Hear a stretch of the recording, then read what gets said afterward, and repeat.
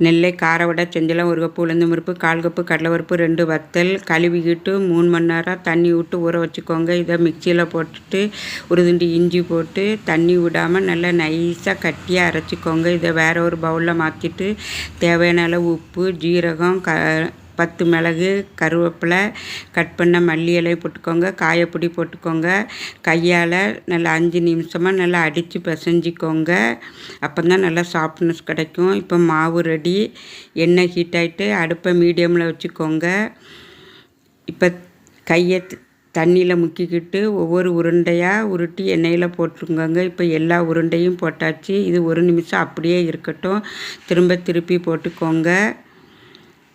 இது உள்ளே சாஃப்டாகவும் வெளியில் மொறுமொறுன்னு இருக்கும். இப்போ சுவையான நெல்லை கார வடை ரெடி. அடுத்ததும் எடுத்தாச்சு. இதுக்கு தேங்காய் சட்னி வச்சு சாப்பிட சூப்பராக இருக்கும். வீடியோ பார்த்ததுக்கு நன்றி. வாழ்க வளமுடன்.